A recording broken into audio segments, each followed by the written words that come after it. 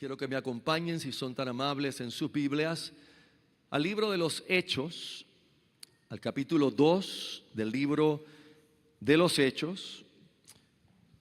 Y vamos a leer solamente dos versos, versos 22 y 23, y esto es en el contexto de luego del derramamiento del Espíritu Santo, el sermón que el apóstol Pedro predica allí a toda la multitud reunida en Jerusalén, en esa fiesta judía llamada Pentecostés, que fue el día que Dios soberano escogió para derramar su Espíritu Santo. Y dentro de ese sermón, en el verso 22, el apóstol Pedro capta la atención de ellos y dice: varones israelitas, escuchad estas palabras.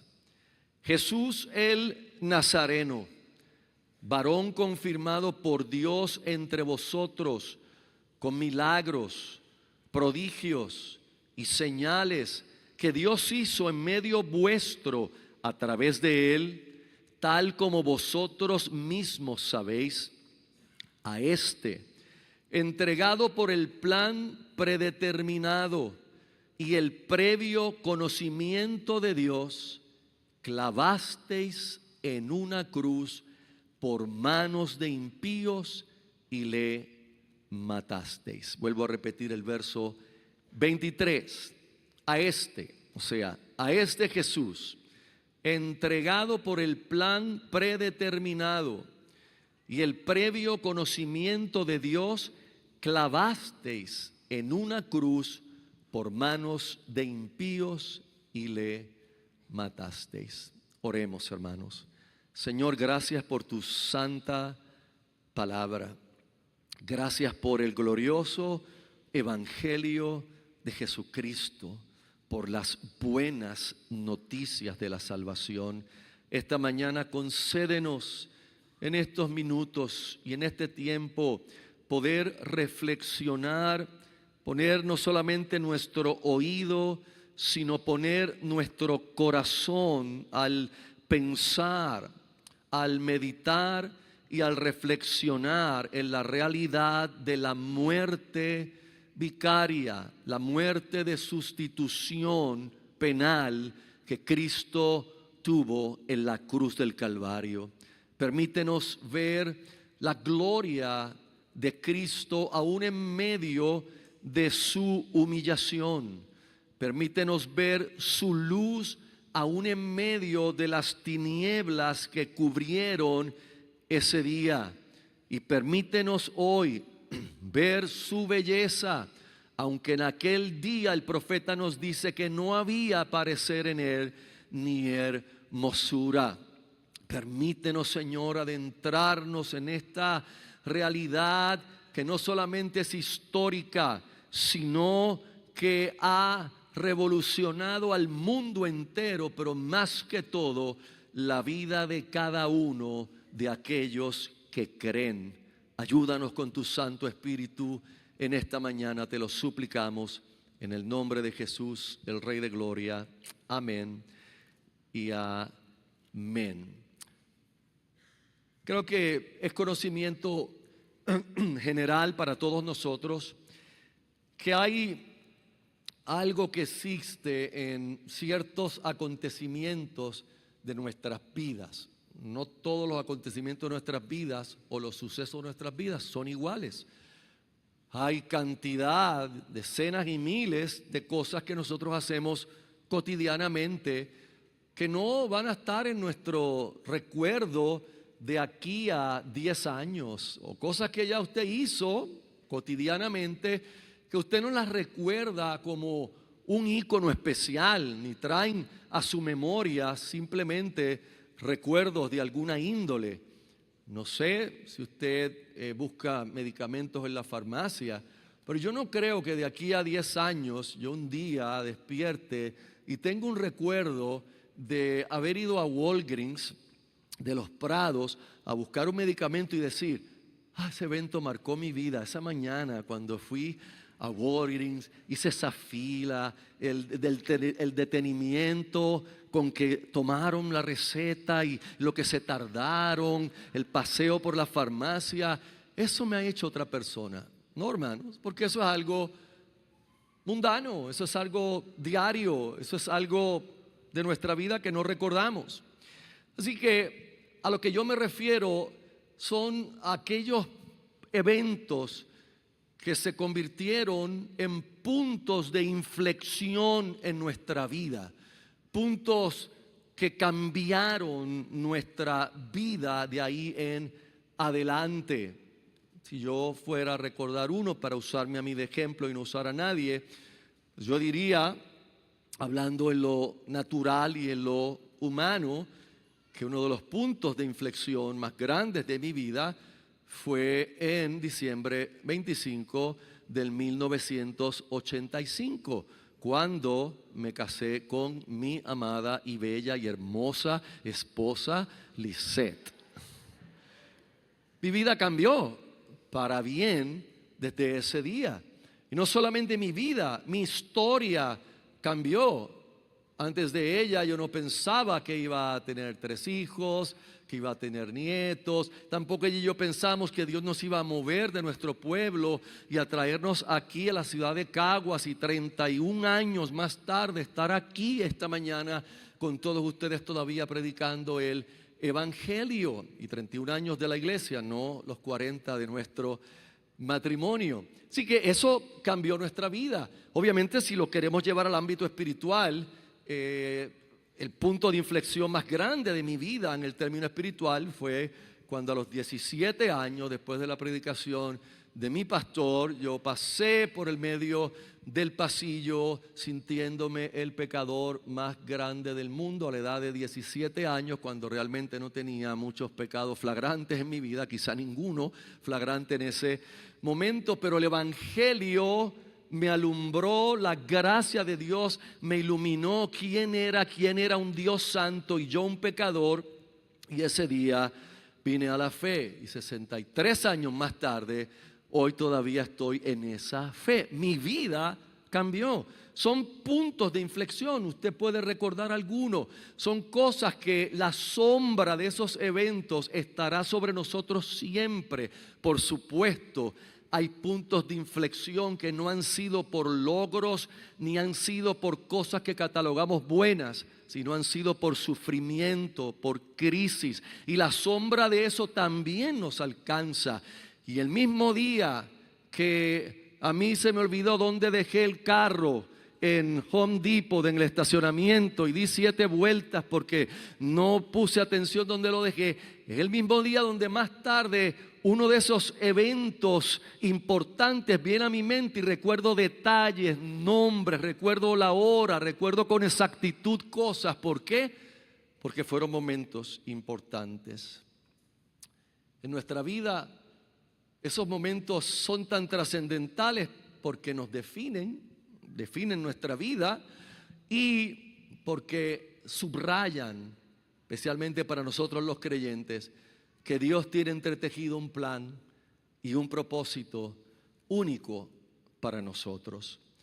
El punto que quiero someter con esta introducción es que lo mismo ocurrió, por supuesto, con nuestro Señor y Salvador Jesucristo, quien experimentó todo esto en nuestra naturaleza humana, pero sin pecado, absolutamente sin pecado.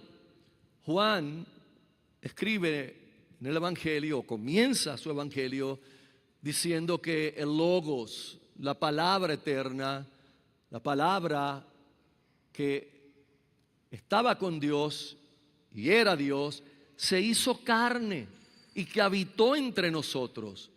Juan está diciendo que el eterno Hijo de Dios, que estaba con Dios y que era Dios y que siempre ha sido Dios, se hizo carne e hizo tabernáculo entre nosotros, habitó como uno de nosotros.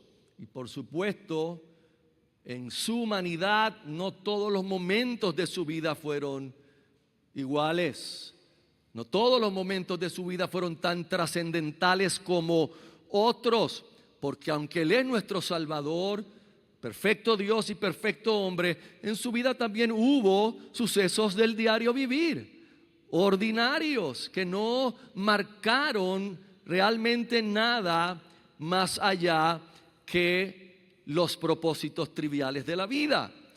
Entonces, es importante entender que cuando hablamos de Jesús, en esta reflexión, yo quiero mirar su mente, su alma humana. Sumamente importante. Sé que alguien podría pensar preocupadamente, pastor, pero ¿quieres humanizar a Cristo esta mañana? No, yo no tengo que humanizar a Cristo, porque de eso se encargó Él. Él tomó carne, Él se humanó, Él vino a vivir como uno de nosotros y a su divinidad añadió humanidad. De tal manera que la persona de Cristo, la segunda persona de la Trinidad, su persona misma es un glorioso misterio, hermanos. Es una gloria el pensar cómo Dios eterno tomó carne. De hecho, unos teólogos se tuvieron que reunir en el quinto siglo en Calcedonia para poder aclarar este punto de la persona de Cristo ante herejías y pensamientos falsos y diversos sobre el Señor y la persona de Cristo. Y estos teólogos sencillamente terminaron escribiendo parte de lo que aquí les leo. Ellos, tocante la persona del Hijo, dijeron: un solo y mismo Cristo, Señor unigénito, reconocido en dos naturalezas, o sea, la divina y la humana. Pero entienda bien, esa naturaleza sin confusión, sin cambio, sin división, sin separación, de tal manera que la distinción de naturalezas no se anula de ninguna manera por la unión, sino que las características de cada naturaleza se conservan y se unen para formar una sola persona y subsistencia, no como separadas en dos personas, sino un solo y mismo Hijo y Dios unigénito, el Verbo, el Señor Jesucristo. Y eso significa, hermanos, para ponerlo en arroz y habichuelas, en rice and beans, que Cristo Jesús tenía una mente y una voluntad humana. Que Cristo nuestro Salvador tenía memorias. Que Cristo nuestro Salvador tenía sensaciones humanas, que sentía como nosotros, que recordaba de forma similar a como nosotros lo hacemos, pero por supuesto todo esto sin pecado. Y como en la vida de cualquiera de nosotros, es obvio que hubo acontecimientos en su vida que Él reconoció como cruciales. Y si hay uno que es crucial, y si hay unos que es la clave, o si fuéramos a bosquejar la vida del Señor, si hay un encabezado crucial que marcaba su vida, que delimitaba su misión, que constreñía su corazón hacia esa voluntad divina, no era sino la cruz del Calvario.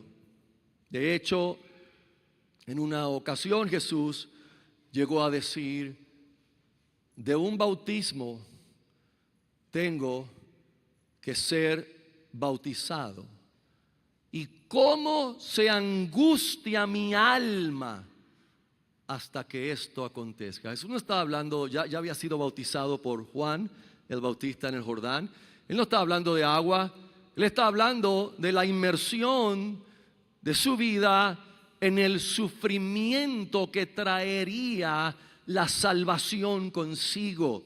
Él estaba hablando, y esa palabra que se traduce angustia en nuestras traducciones, tanto en inglés como en español, según los eruditos del griego, que no soy uno, sino que los leo a ellos, indica que es muy corta, es muy limitante, porque la realidad es que cuando Cristo expresa que estaba angustiado hasta que esto aconteciera, es que su vida había sido delimitada para ese sacrificio. A eso Él vino, hermanos. Él no vino a otra cosa, sino a morir en la cruz, a resucitar al tercer día y ascender, habiendo consumado toda la obra de salvación.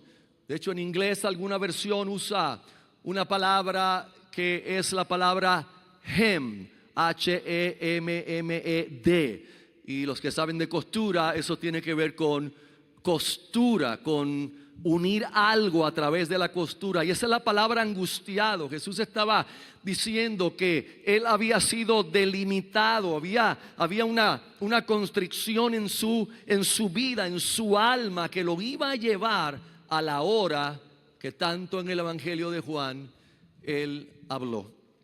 Así que eso nos lleva a nuestro primer punto en esta reflexión, y es que Cristo vivió consciente de su hora.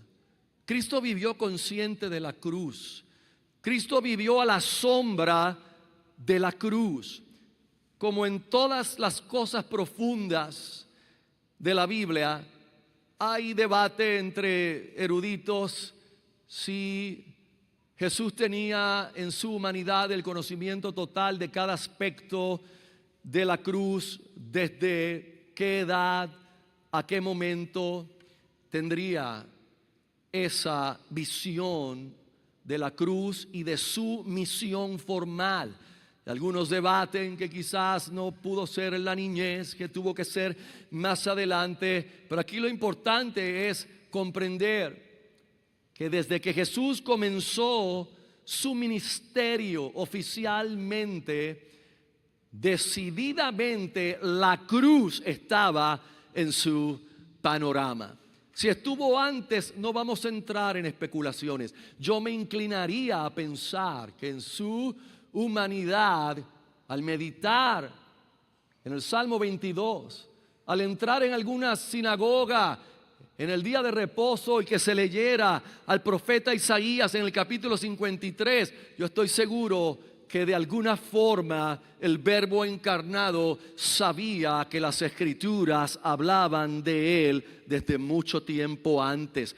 Pero no es sino la Biblia mostrándonos que desde su ministerio público Jesús comenzó a tener esa sombra de la cruz directamente, a hablar de la hora e inclusive a por momentos tener que huir porque su hora no había llegado.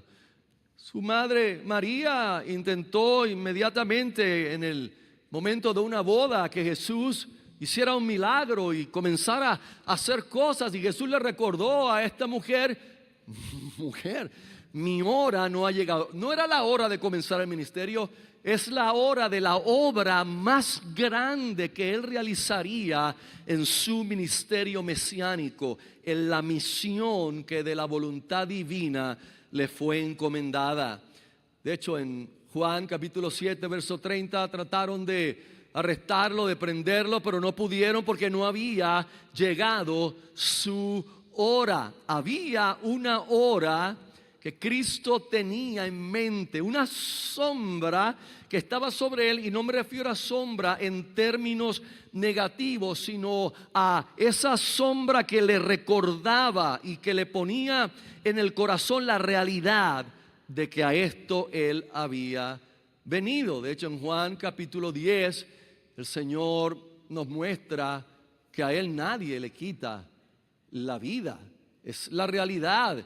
Él dice, yo la pongo por mí mismo y la vuelvo a tomar. Nadie me la quita. Cristo no fue una víctima en la cruz.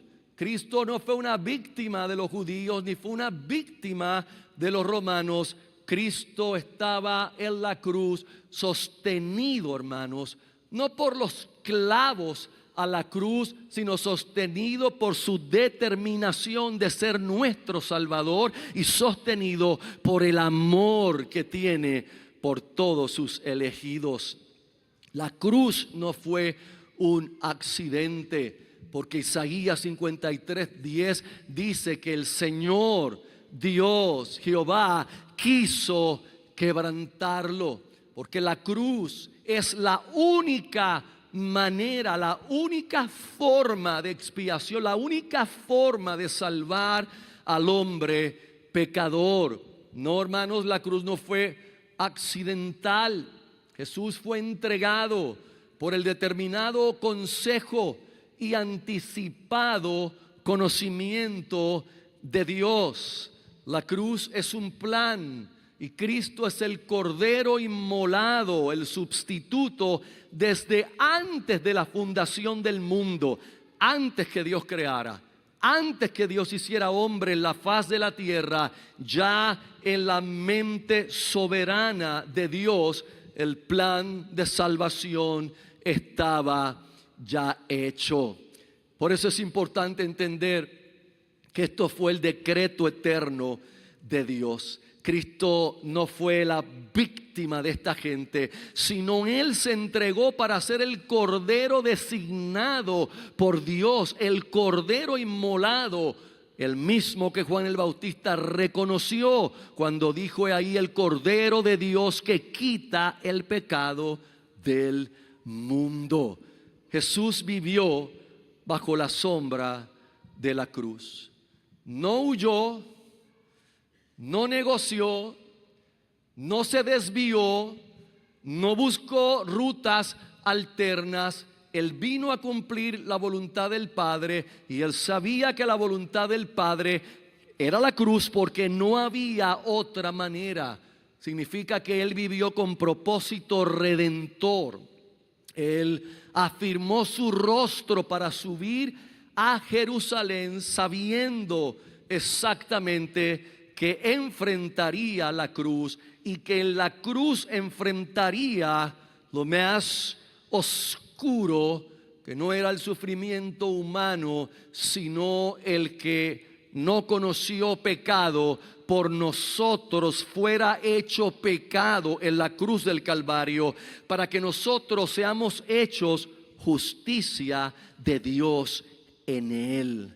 Si Jesús vivió con propósito redentor, si Jesús vivió a la sombra de la cruz, es porque la cruz, y es mi segundo punto, es el único remedio para el pecado. El apóstol Pedro le dice a la multitud que ustedes le matasteis por manos de inicuos, crucificándole. La cruz, hermanos, fue el instrumento que humanamente se podía ver como instrumento de tortura y de ejecución para Jesús, pero la cruz no es sino el instrumento de nuestra salvación, el instrumento del amor de Dios para que Cristo cargara nuestros pecados, porque la Biblia es clara en Hebreos capítulo 9 que sin derramamiento de sangre no es posible remitir ni perdonar los pecados. Y por eso Pedro en su primera carta capítulo 2 nos muestra que Cristo llevó nuestros pecados en su cuerpo, en el madero, en la cruz. La cruz de Cristo es sustitución. Usted y yo debíamos morir por el pecado. Usted y yo debíamos ser ajusticiados por un Dios santo. La cruz contesta la pregunta de cómo un Dios santo y justo puede ser el que justifica a los pecadores y seguir siendo justo y castigar el pecado, pero justificar al pecador. La única manera era Jesús muriendo en la cruz del Calvario en nuestro lugar, recibiendo nuestra maldición, recibiendo nuestra vergüenza, recibiendo nuestra culpa, recibiendo la muerte que éramos nosotros merecedores de ella. Él murió en nuestro lugar. Él no murió por salvarse a sí mismo. Él no necesitaba salvación porque es perfecto Dios y perfecto hombre. Pero usted y yo necesitamos la cruz. Esa cruz que no es derrota, esa cruz que es toda victoriosa. Hermanos, si uno tratara de mirar más profundo, tanto la cruz como la resurrección, la muerte de Jesús como la resurrección, que ocurrieron en lugares geográficos y que uno puede llegar a ellos inclusive en el día de hoy, en el mejor de los casos que tengan los lugares correctos, marcados. Pero lo que pasó allí no fue local. Lo que pasó allí no se quedó en Jerusalén. Lo que pasó allí no se quedó en el Medio Oriente. Lo que pasó allí no se quedó en Palestina. Lo que pasó allí no se quedó en una región del mundo. Lo que pasó allí no solo impactó el mundo, el cosmos físico, lo que pasó allí trascendió al mundo espiritual. La muerte y la resurrección de Cristo resultaron en la victoria, pero también resultaron en la derrota de Satanás, de su reino, del pecado y de la muerte. Colosenses 2, el apóstol Pablo en versos 14 en adelante nos muestra cómo en la cruz Cristo exhibió públicamente a los poderes, a los principados y los despojó. O sea, hizo de ellos un espectáculo público. ¿Qué cosa más interesante? Uno pensaría que Cristo era el espectáculo público, pero mientras Él moría de esa forma en el madero, a quien Él estaba espiritualmente haciendo un espectáculo público era a Satanás, su reino, sus huestes, sus principados, a los cuales despojó del poder, del pecado y de la muerte. No solo despojó, el escritor de los Hebreos va más allá y en el capítulo 2, verso 14 en adelante, dice que destruyó por medio de la muerte al que tenía el imperio de la muerte. ¿Recuerdan Génesis 3:15? De la simiente de la mujer va a venir uno que va a aplastar la cabeza de la serpiente y ella le va a herir el calcañar. En la cruz, esa herida que la serpiente le hizo a Cristo, aunque fue mortal en el sentido de que Cristo murió, pero no fue completa, porque al tercer día Cristo resucitaría. Y como decía un predicador afroamericano en un sermón muy interesante que he escuchado, después del viernes viene el domingo, so don't worry. No se preocupen, que hay un Viernes Santo, pero hay un domingo de resurrección. Él no se queda en la tumba. Cristo, hermanos, en la cruz no solo hizo posible la salvación, no fue que Él murió para abrir una posibilidad de salvación, no, es que con su grito de consumado es en la cruz, Cristo aseguró completamente la salvación de los pecadores. Él no dejó la redención abierta, ni la dejó a medio hacer. Cristo terminó la redención, consumó la redención y garantiza que todo aquel que venga a Él en fe reciba vida eterna. Hoy no solamente queremos ver lo que implica la cruz, que no es sino otra cosa que el único remedio para el pecado.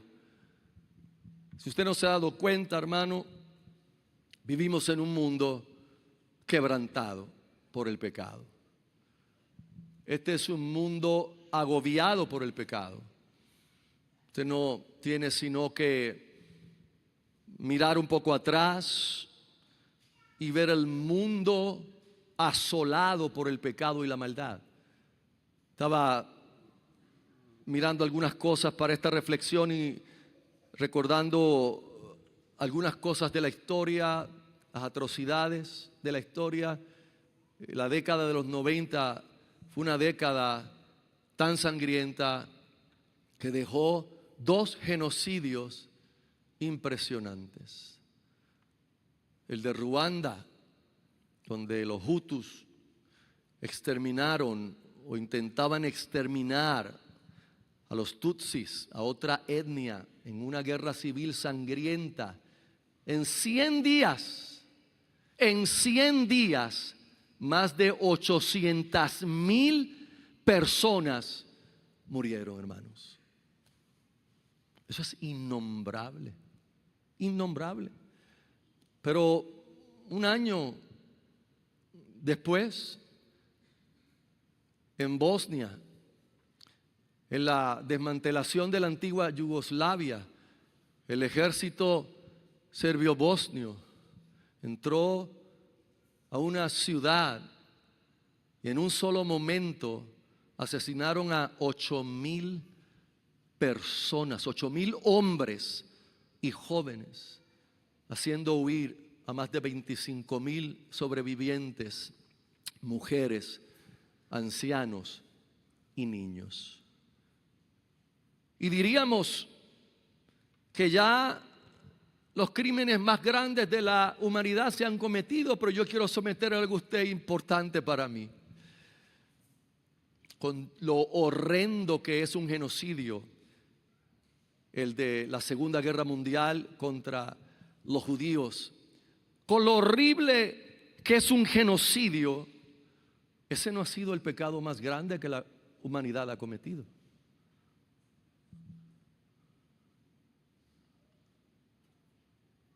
¿Cuál es el pecado más grande que la humanidad ha cometido, hermanos?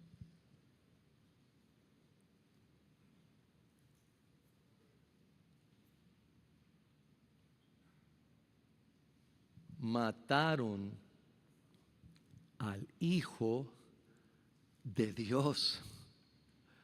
Usted puede ver o puede entender un crimen mayor. En el segundo sermón de Pedro usa una frase y le dice a la multitud: vosotros matasteis al autor de la vida. Trate que eso le caiga un poquito después del cerebro. Pedro usa esa paradoja. O sea, el crimen es tan grande que ustedes mataron al autor de la vida. Pero por supuesto Dios le resucitó al tercer día. Así que la maldad más grande que el hombre pueda hacer ya la cometió.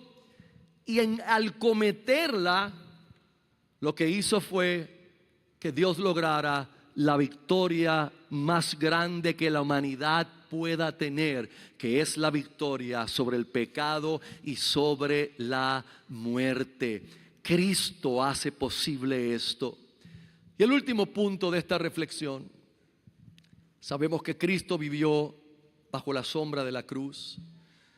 Sabemos que la cruz es el único medio para poder destruir el pecado. Pero también los creyentes hoy tenemos que entender que seguimos viviendo bajo la sombra de la cruz. La cruz no es un mensaje de cierto nivel para nuevos creyentes. El Evangelio de Cristo no es el mensaje para los que no conocen a Dios solamente, para los pecadores. En esta semana de reflexión, muchas iglesias se concentran solo en predicarle el evangelio a gente que es un día como hoy que vienen a alguna iglesia cristiana y son bien recibidos. Pero después el resto del año la cruz no es vista entre ellos. La muerte de Jesús vicaria no es vista entre ellos, porque la iglesia ha pensado que hay ahora otros temas más profundos e importantes que tienen que edificar nuestra vida, y que la cruz solo era un nivel A y ya nosotros vamos por el B, el C, y algunos creen que han llegado al Z. Hermanos, si usted no vive bajo la sombra de la cruz, usted no ha entendido lo que pasó allí. Y usted no ha entendido que la gracia que te salvó en la sombra de la cruz es la misma gracia que cada día de tu vida necesitas para poder vivir esta vida cristiana. Por eso la sombra de la cruz me permite ver quién soy yo y quién es el Salvador que allí murió en mi lugar. Me permite ver la realidad de que en mi corazón todavía no soy perfecto, ni me acerco muchísimo menos a hacerlo, y que aunque pueda practicar en algunas áreas de mi vida la piedad, la realidad es que necesito que la sombra de la cruz me cubra a cada momento de mi vida. La gracia derramada allí es la gracia que necesito y dependo de ella para poder ser un cristiano victorioso en Cristo Jesús. Por eso el apóstol Pablo, escribiendo a los Gálatas, en el capítulo 2 dice: con Cristo estoy juntamente crucificado, y ya no vivo yo, sino que ahora vive Cristo en mí, y lo que vivo ahora en la carne lo vivo en la fe del Hijo de Dios que me salvó. Hermanos, la cruz no es el mensaje para una semana. El evangelio no es el mensaje para una ocasión. Del evangelio nadie puede pasar. Le digo algo: te mintieron. No hay otros niveles.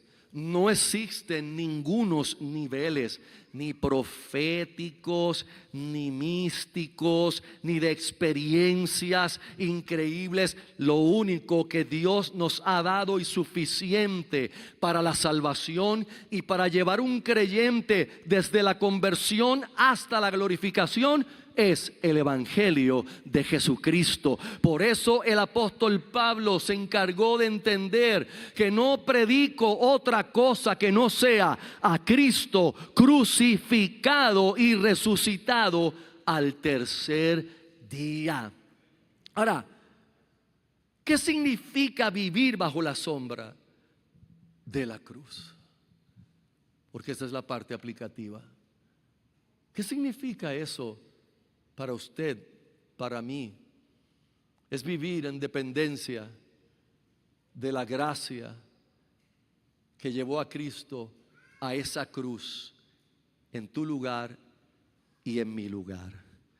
Es vivir en la dependencia de Él, sabiendo que no confiamos en nosotros mismos, que no confiamos en nuestra propia justicia, sino que dependemos de Cristo crucificado y resucitado.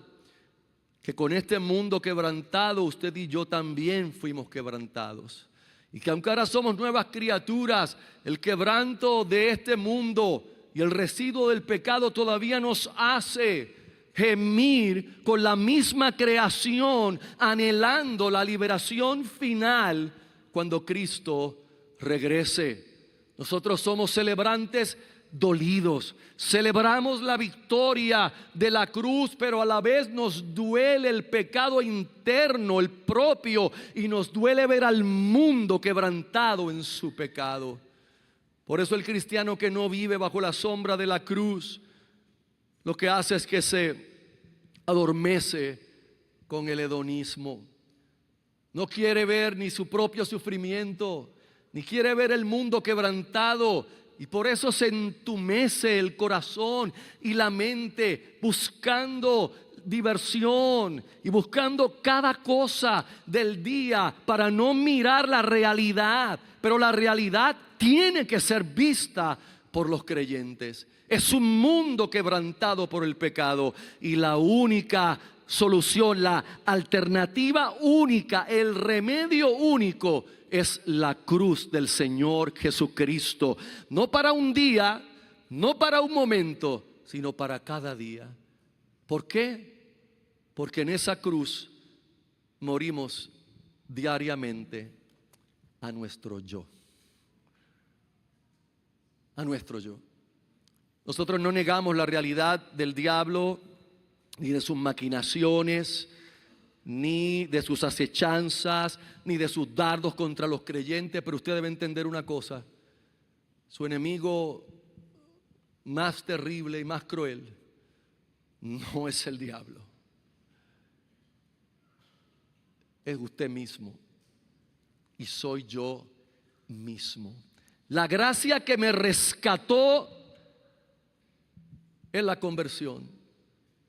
Es la gracia que me sigue rescatando ahora todos los días de mí mismo, de los deseos de reinar que tengo, de los deseos de que en vez de Dios soberano yo sea el soberano, de los impulsos que tengo por hacer en mi vida lo que realmente me placiera. La gracia es la que nos lleva a tener una identidad centrada en Cristo. No puedo centrarme en Cristo si no vivo a la sombra de la cruz. Es esa sombra de la cruz que nos define. Ya no soy definido por quien fui ni nuestro pasado, y no me interesa definirme por quien seré, ni mi potencial humano, ni qué puedo alcanzar, sino porque ya fui salvado, eternamente salvado. Y ahora tengo una identidad en Cristo que vive bajo la sombra de la cruz. Hermano, uno no agradece una sombra, ni entiende lo maravilloso de una sombra hasta que uno no esté en un sitio bien árido, caminando bajo un sol de esos que todavía este año no estamos teniendo, pero que ya en julio y agosto harán su aparición. Y no hay algo más maravilloso que, si usted está caminando en un sitio árido, que encuentre una sombra, aunque sea de un peñón gigante. No de un árbol, porque estamos hablando de un sitio seco. De hecho, en la antigüedad, la gente que cruzaba desiertos buscaban la sombra de peñones gigantes que en el ángulo en que estaban puestos brindaban de sombra que podía salvarles la vida en ese momento para guarecerse del sol que los estaba quemando. Por eso en Isaías 32:2 lo puede mirar con calma después. Hay una profecía que su contexto es hablar de el rey que venía y los príncipes que con ese rey venían, y lo describe como sombra de gran peñasco en tierra calurosa. Así es la sombra de la cruz de Cristo. En este mundo donde somos peregrinos, en ella es que encontramos realmente refrigerio, descanso y solaz. Concluimos, hermanos. Jesús vivió consciente de su hora, de la cruz. La sombra de la cruz estaba sobre él. De hecho, no quise traer una imagen porque después la gente se cree que yo quiero traer esas cosas porque me creo culto y refinado. Yo de culto y refinado tengo 0 y 0 en los dos. Pero hay una pintura, valga la redundancia, de un pintor cuyo nombre, como no lo anoté, no me acuerdo ahora. Hizo una obra que se volvió muy famosa porque él pintó a Cristo. Estamos hablando del 1800 y pico. Él pintó a Cristo en esas obras religiosas como un Cristo más joven en su taller de carpintería, acabando de trabajar y estirándose con su ropa a la cintura, desnudo de la cintura hacia arriba, estirándose. Pero la sombra de él cae en la pared de atrás y la repisa donde guarda las herramientas forma una cruz y la sombra se ve como crucificado en la cruz. El hombre la tituló La sombra de la muerte. Y qué creativo e interesante el trabajo que hizo, porque la realidad es que Cristo vivió consciente de la cruz, caminó hacia la cruz, murió en la cruz, venció en la cruz para que ahora usted y yo podamos vivir bajo la sombra de la cruz, porque en la cruz donde Él murió es donde el creyente vive y tiene su victoria. Por eso hoy, si hay alguien aquí que está todavía confiando en sus obras, si hay alguien aquí que todavía está confiando su salvación en su bondad y que culturalmente usted sigue infectado con el virus de que la gente buena va a ir a un buen lugar, yo le pido hoy que deseche las fábulas culturales y que usted mire a la cruz y vea hoy la cruz de Cristo y corra a la sombra de salvación que ella le ofrece.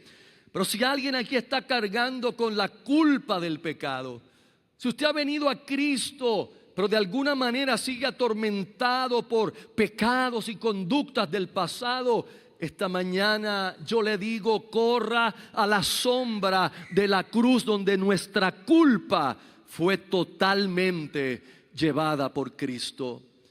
Y si alguien en el camino de la vida cristiana está enfrentando luchas, pruebas, un mundo quebrantado y se ha cansado, yo le invito hoy a que descanse bajo la sombra de la cruz. Porque solo allí en ella hay perdón, justicia y vida. Hermanos, vivamos a la sombra de la cruz.